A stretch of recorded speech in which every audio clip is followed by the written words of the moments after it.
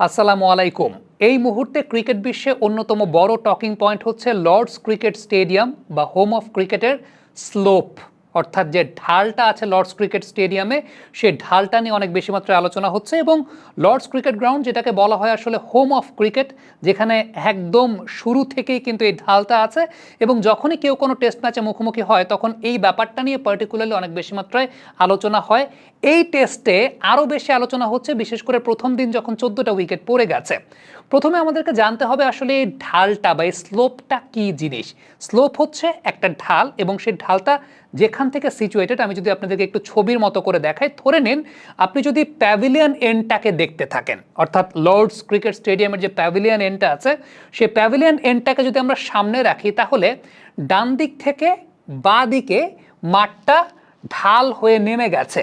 মাঠটা ঢাল হয়ে নেমে গেছে এবং এই ঢালটার যেই দৈর্ঘ্যটা, সেই ঢালটার দৈর্ঘ্যটা হচ্ছে 8.5 ফুট কিংবা 2.5 বা 2.6 মিটার। 8.5 ফুট মানে প্রায় 8.5 ফুটের মতো আসলে এই, আপনি যদি প্যাভিলিয়ন এন্ডটাকে সামনে ধরে রাখেন, সেখানে ডান দিক থেকে বাঁ দিকের দিকে ঢেলে যাচ্ছে বা একটা ঢাল হয়ে যাচ্ছে। এবং এই ঢালের কারণে যখন পিচে দাঁড়ানো হয় তখন কিন্তু একটু অ্যাডজাস্টমেন্টের প্রয়োজন হয়। আমি গেল কয়েক বছর আগে আকাশ চোপড়ার একটা আর্টিকেল পড়ছিলাম।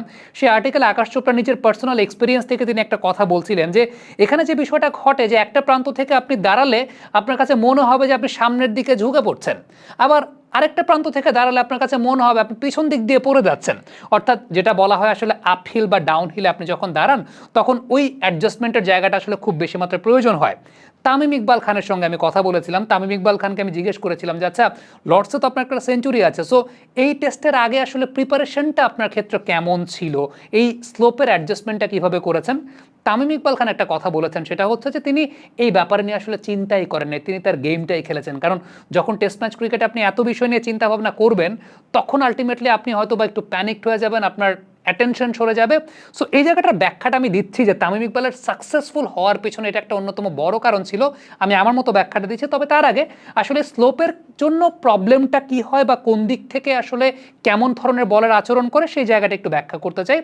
নর্মালি আপনি যদি প্যাভিলিয়ন এন্ড থেকে বোলিং করেন, অর্থাৎ কোনো বোলার যখন প্যাভিলিয়ন এন্ড থেকে বোলিং করে, তখন কিন্তু যে ব্যাটসম্যানটা ব্যাটিং করছে সেটা ডাউনওয়ার্ডস, অর্থাৎ স্লোপের নিচের দিকে, অর্থাৎ সেটা ডাউনওয়ার্ডস হচ্ছে। এবং এই যে ডাউনওয়ার্ডস হচ্ছে, এই সময়টাতে যে বিষয়টা ঘটে সেটা হচ্ছে বল ভেতরের দিকে মুভ করে বেশি। অর্থাৎ এখানে ব্যাটসম্যানদের এলবিডব্লিউ হওয়ার পসিবিলিটি অনেক বেশি মাত্রায় বেড়ে যায়, কারণ বল ভেতরের দিকে আসে, বল অনেক বেশি মাত্রায় ভেতরের দিকে আসে। এবং মুভমেন্টের কথা যদি চিন্তা করা হয়, তাহলে ওই প্রান্ত থেকে, অর্থাৎ প্যাভিলিয়ন এন্ড থেকে যখন বোলিং করা হয়, ওই প্রান্ত থেকে মুভমেন্টটা অপেক্ষাকৃত বেশি হয়। আমরা ওয়ার্ল্ড টেস্ট চ্যাম্পিয়নশিপের প্রথম দিন যদি লক্ষ্য করে দেখি, তাহলে দেখা যাবে যেদিকে ডাউন হিলের দিক থেকে আসছে সেখানে কিন্তু মুভমেন্টটা বেশি, 0.83 ডিগ্রি অর সামথিং, আর যেটা আপ হিলের দিকে যাচ্ছে সেটা আবার 0.7 সামথিং এরকম কিছু একটা। সো যেটা আপনার পর্দায় ঠিক এই মুহূর্তে দেখতে পাচ্ছেন। অন্যদিকে যখন নার্সারি এন্ড থেকে বোলিং করা হয়, নার্সারি এন্ড থেকে বোলিং করা হয় মানে আপহিলের দিকে যাওয়া হয়, ওই সময়টায় বল বাইরে যায় বেশি, অর্থাৎ শেপস অ্যাওয়ে, অর্থাৎ অনেক বেশি মাত্রায় বল বাইরে চলে যায়, যেটা ব্যাটসম্যানদের আসলে অ্যাডজাস্ট করার সময় একটু প্রবলেম তো অবশ্যই ক্রিয়েট হয়। যে কারণ ব্যাটসম্যান হয়তো এক্সপেক্ট করে না যে বল এতটা মুভমেন্ট করবে, বল সেই পরিমাণে আসলে মুভমেন্ট করে। সো এটা একটা অনেক বড় প্রবলেম ক্রিয়েট করে। সো আমরা একটু বেসিক জিনিসটা দেখি, যেটা হচ্ছে নর্মালি যেটা প্যাভিলিয়ন এন্ড থেকে যখন বোলিং করা হচ্ছে, অর্থাৎ বলটা যখন ডাউন হিলের দিকে যাচ্ছে, সেই সময়টায় ভেতরের দিকের মুভমেন্টটা বেশি হয়, কিংবা যে বলটা হয়তো বা ব্যাটসম্যান এক্সপেক্ট করছে যে স্ট্রেট, সেটা অনেক বেশি ভেতরের দিকে আসে। আর যেই সময়টায় নার্সারি এন্ড থেকে বোলিং করা হচ্ছে, সেই নার্সারি এন্ড থেকে বোলিং করার ওই জায়গাটা যেটা আপহিলের দিকে যাচ্ছে, তখন বলটা বাইরে বেরিয়ে যায় বেশি। সো ব্যাটসম্যানদের সেই জায়গাটায় অ্যাডজাস্টমেন্টের জায়গাটা করতে হয়। এবং আমি তামিম ইকবালের ইনিংসের এক্সাম্পলটা থেকে যদি একটু বলি, ওই ইনিংসের তামিম ইকবাল প্রচুর পরিমাণে শর্টস খেলেছেন। একদম ওই ইনিংসের আপনি যদি বৈশিষ্ট্য চিন্তা করেন, তামিম স্ল্যাশ করেছেন অনেক বেশি, কাট করেছেন, পুল করেছেন, সফট হ্যান্ডে ক্রিকেট খেলেন নাই, হার্ড হ্যান্ডে ক্রিকেট খেলেছেন। ইভেন তাকে সামনে যে বলগুলো করা হয়েছিল, তিনি ডিফেন্ড করতে যান নাই খুব বেশি বল। তিনি যে বলগুলো দেখা গেছে যে অফ স্ট্যাম্পের একটু বাইরে, চতুর্থ স্ট্যাম্প করিডোরে, যেগুলো হয়তো বা ব্যাটসম্যান ডিফেন্ড করতে গিয়ে খোঁচাখাচি খায় আর কি, সেগুলো তামিম আসলে জোরের সঙ্গে স্ল্যাশ করে ড্রাইভ করেছেন, স্ল্যাশিং ড্রাইভ করেছেন। অর্থাৎ কোনো প্রকার সফট হ্যান্ডে তিনি পুশ করেন নেই, সফট হ্যান্ডে ডিফেন্ড করেন নেই, জোরের সঙ্গে তিনি শট খেলেছেন, পুল করেছেন, কাট করেছেন, স্কোয়াড ড্রাইভ করেছেন স্ল্যাশ করে, স্পিনার যখন এসেছে প্রচুর পরিমাণে সুইপ করেছেন। বাংলাদেশে বসে চায়নায় উৎপাদিত পণ্য সোর্সিং করার এক বিশ্বস্ত প্ল্যাটফর্ম হচ্ছে স্কাই বাই। দেশের অন্যতম এই সোর্সিং প্রতিষ্ঠানের সঙ্গে এই মুহূর্তে যুক্ত আছেন দেশি বিদেশি লাখো উদ্যোক্তা এবং ব্যবসায়ী।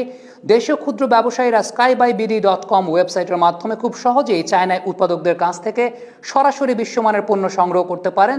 সো তামিম ইকবাল যে কথাটা আসলে আমাকে বলেছিলেন যে আমি কোনো কিছু চিন্তা করিনি, আমি এই ব্যাপারটা মাথায় নিয়ে নেই, I just played my natural game, এটাই আসলে বৈশিষ্ট্য এই টাইপের উইকেটের ক্ষেত্রে বা এই ধরনের কন্ডিশনের ক্ষেত্রে, যে আপনাকে আসলে শর্টস খেলতে হবে। আমরা যদি চিন্তা করে দেখি তাহলে একদম অস্ট্রেলিয়ার যে প্রথম ইনিংস থেকে শুরু করলে এই টেস্ট ম্যাচটাতে যারাই রান করেছেন তারা কিন্তু শর্টসে রান করেছেন। ওয়েবস্টারের কথা যদি চিন্তা করেন, শর্টস খেলে রান করেছেন, স্টিভেন স্মিথ শর্টস খেলে রান করেছেন।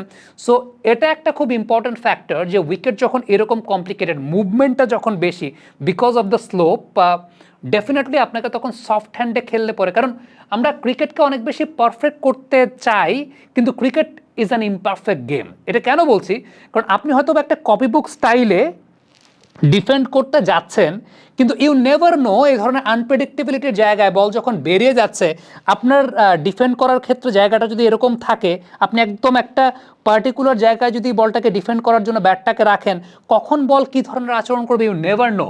সো সেই জায়গাটাতে আমি যদি তামিম ইকবালের কথা বলি, তামিম ইকবাল যে কাজটা করেছিলেন যে তিনি সফট হ্যান্ডে কিছু করেন নাই, তিনি সেগুলো হার্ড হ্যান্ডে ড্রাইভ করেছেন, 4 নম্বর স্টাম্পের বল স্ল্যাশ করেছেন। সো এই স্ল্যাশিং, যেটা আমরা ধরেন আমাদের টিপিক্যাল আমাদের বাংলাদেশে একটা কথা প্রচলিত আছে যে আপনি যখন উইকেট বেশি কমপ্লিকেটেড, ওইসব উইকেটে সুইপ খেলে ব্যাটসম্যানরা বেশি, মানে স্পিনার এগেনস্টে সুইপ, যে সমস্ত টার্নিং উইকেট বেশি সেখানে সুইপ খেলে বেশি। সো আলটিমেটলি যেসব উইকেট একটু কমপ্লিকেটেড সেসব উইকেটের শর্টসটাও একটু বেশি বেশি খেলতে হয়, যেটা আসলে তামিম ইকবালের সাকসেসফুল হওয়ার পেছনে অন্যতম বড় কারণ ছিল। আমরা যদি এই ইনিংসেই একটা বা এই টেস্ট ম্যাচে যদি একটা বিষয় দেখাই যে অস্ট্রেলিয়ার টপ অর্ডার ব্যাটসম্যান তিনি 2 ইনিংসে একইভাবে আউট হয়েছেন গোয়িং লিন ফরওয়ার্ড, সফট হ্যান্ডে লিন ফরওয়ার্ড করে পুশ করতে গিয়ে আউট হয়েছেন। সো এই জায়গাটায় তামিম ইকবালের ইনিংসের সঙ্গে একটা পার্থক্যের জায়গাটা এখানে ছিল যে আলটিমেটলি শর্টস খেলেছেন, প্রচুর পরিমাণের শর্টস খেলেছেন, এবং ওই যে জিনিসটা সফট হ্যান্ডে পুশ করা বা ডিফেন্ড করা না, হার্ড হ্যান্ডে ড্রাইভ করা, এই জায়গাটা আসলে কী ছিল তামিম ইকবালের ক্ষেত্রে যেটা তিনি সেঞ্চুরিটা করেছিলেন। So this is the thing, লর্ডসের এই স্লোপটা এটা বহু আগে থেকেই আসলে এই ব্যাপারটা খুবই চর্চিত, বাট এই টেস্টে খুব বেশি মাত্রায় আলোচনা হচ্ছে ডেফিনেটলি প্রথম দিনের সেই মুভমেন্টের জন্য, এবং সেটা নিয়ে আলোচনা সামনে আরও হবে। বাট খুব রিসেন্টলি আমি একটা বিষয় দেখছিলাম যে মিডল সেক্সের প্লেয়ার যারা আছেন তারা যখন লর্ডসে তাদের কাউন্টি চ্যাম্পিয়নশিপের বা অন্যান্য ম্যাচ খেলতে হবে সেটার প্রিপারেশনের জন্য তারা তাদের প্র্যাকটিস গ্রাউন্ডে লর্ডসের স্লোপ অনুযায়ী তারা তাদের প্র্যাকটিসের পিচ সেট করেছিলেন, তাদের গ্রাউন্ডসম্যানরা তাদেরকে ওই রকমভাবে নেট সেট করে দিয়েছিলেন যেখানে ওই স্লোপ অনুযায়ী ব্যাটিং প্র্যাকটিস করতে পারেন। সো এটা আসলে অনেক বেশি মাত্রায় চর্চিত, আলোচিত, বাট এই টেস্টে অনেক বেশি অ্যাটেনশন পেয়েছে বা হাইলাইট পেয়েছে। বছর কয়েক আগে অস্ট্রেলিয়ার সাবেক ব্যাটসম্যান যিনি একটা হার্ট ইস্যুর কারণে, এরিথমিয়া ইস্যুর কারণে তিনি খেলা ছেড়ে দিয়েছিলেন, টেইলর, তিনি কমেন্ট্রিতে একবার দেখাচ্ছিলেন যে আসলে স্লোপের সময়টাতে তিনি কিভাবে অ্যাডজাস্ট করতেন বা অ্যাডজাস্টমেন্টে থাকতেন। এখানে দুইটা বিষয় অ্যাডজাস্টমেন্টের জায়গা, একটা হচ্ছে যে যখন আপনি ব্যাটিং করছেন ফ্রম দ্য নার্সারি এন্ড, যে জায়গাটা বল বাইরে বেরিয়ে যায়, ব্যাটসম্যানের গার্ড পজিশনটা অনেক বেশি মাত্রায় অফ স্ট্যাম্প, মিডল স্ট্যাম্প ওই জোন বরাবর থাকে। যখন নার্সারি এন্ড থেকে বোলিং করা হচ্ছে তখন বল যেহেতু বাইরে বেরিয়ে যাবে, ব্যাটসম্যান ওই জায়গাটাতে একটু ওপেন হয়ে থাকে, কারণ সেখানে তাকে স্ল্যাশ করতে হবে, স্কোয়াড ড্রাইভ করতে হবে, কাট করতে হবে, সেই প্রিপারেশনের জায়গাটা। আবার যে সময়টাতে আলটিমেটলি বল ভেতরের দিকে ঢুকবে, মানে যখন প্যাভিলিয়ন এন্ড থেকে আসলে বোলিং করা হয়, সেই প্যাভিলিয়ন এন্ড থেকে বোলিং করার সময়টা ব্যাটসম্যান একটু সতর্ক থাকে যে বল ভেতরের দিকে আসবে, এলবিডব্লিউ এর পসিবিলিটি বেশি থাকে। সো ব্যাটসম্যানরা ওই অনুযায়ী আসলে গার্ড পজিশনটা চেঞ্জ করে, কিন্তু এখানকার সবচাইতে উল্লেখযোগ্য বৈশিষ্ট্যের জায়গাটা হচ্ছে নিজের শর্টসটাকে মেনটেন করা, সফট হ্যান্ডে না যাওয়া, লিন ফরওয়ার্ড না যাওয়া, কারণ তখনই দুর্ঘটনা ঘটার সম্ভাবনা বেশি থাকে। আর লুঙ্গিসানি এনগিডিকে South Africa because of this particular thing, এটা একটা ট্যাকটিক্যাল মুভ ছিল লুঙ্গিসানি এনগিডিকে ইনক্লুড করা এই টেস্ট ম্যাচটাতে। So it's all tactical. Thank you very much. Comment বক্সে আপনাদের মন্তব্য জানতে চাই।